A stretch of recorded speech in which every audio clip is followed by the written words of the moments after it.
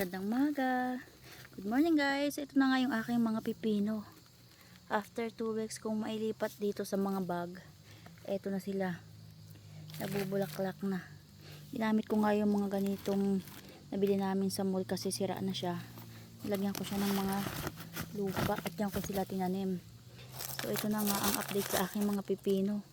Tinanggalan ko sila ng mga dahon at bulaklak ng isang araw para mag-focus muna sila sa pagpapataba. Ang lusog-lusog nga ng kanilang mga dahon, oh. Ang gaganda. Dahil panay-panay nga ang ulan at bagyo dito sa Pilipinas, magandang tubo ng aking mga pipino. So ito na nga at meron na siyang bunga. Patanggal ko na yung mga unang dahon. So hindi ko na satanggalin yung iba. Ayan, oh, bunga na siya. Ang ganda ng kanilang tubo. Tinanim ko lang sila sa sako. Ngayon nga nagdagdag ako ng mga lupa kasi nga kalahati lang inilagay ko nung maglipat ako. Ngayon naman may mga manok na pasaway na kinakaykay. Nagdagdag ako kanina ng lupa. Ayan. Ayan, ang ganda ng tubo nila. Tsaka matataba talaga yung puno nila. Ang daming bulaklak. Tanggalan natin ang mga bulaklak muna sila para mag-focus sila sa pagpapataba at kumanda yung kanilang mga bunga. So ayan guys, tanggalin natin muna ito. Tinanggal ko na yung iba nito nung isang linggo kasi ang dami niya talagang bulaklak as in. So ayan pa, oh, nagbubulaklakan na sila. Kung mapapansin nyo yung sa babang yun, yung mga dahon na tinanggal ko kasi nga para tumaba siya ng tumaba, hindi maubos ng mga bulaklak yung kanyang sustansya na nakukuha. So ayan, tanggalin muna natin sila. Ayan, ito yung bunga na.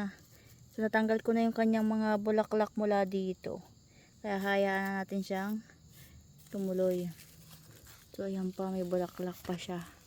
Tanggalin din natin. Init na nga dito, alas 12 na ng tanghali. Nakikita nyo, ayun siya, oh. May bunga na rin siya dito, oh. Ang ganda talaga ng kanilang mga dahon at malulusog. Marami tong ibubunga. So ayan siya. Sobrang init nga. Pero may bagyo dito guys. Signal number 1 na sa amin. Mataas na rin ang kanilang mga puno. Ayan, ang tataba.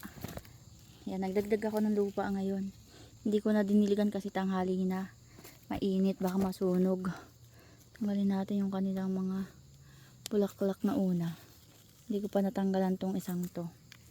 Kaya ayan. Ang taas na niya, oh. Yan. Nag-DIY lang ako nitong agapangan nila. Sa awa naman ng Diyos, ayan. Ang tataba nila. Ito naman ay patola. Ito ay puting, bagong tanim kong puting pipino. So ayan, ang gaganda, diba?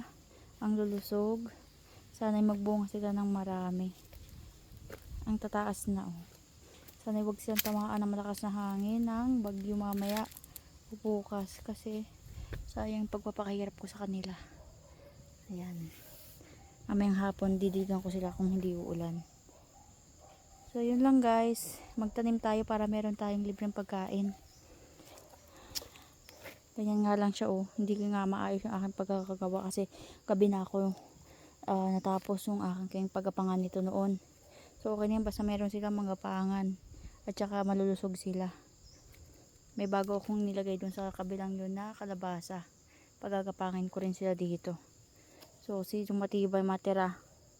Pero alam kong pareha silang lalago kasi maganda yung lupang ginawa ko dyan. Mga compost yun.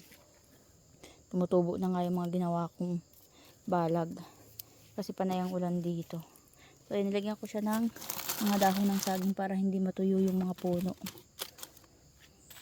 Yung iba hindi ko pa nalagyan. Nagkukagano pa ako ng mga compost. Nag-iipon ako ng mga balat ng itlog na ilalagay ko sa mga puno nila. So ayan, ang tataba, ang ganda nga, oh. Sarap nila pagmasdan. So yun ang update ko sa aking 2 weeks na cucumber after transplanting. Magandang hapon sa mga nanonood. Paki-share naman at like kung mapadaan sa inyo ang aking video. Maraming salamat sa suporta.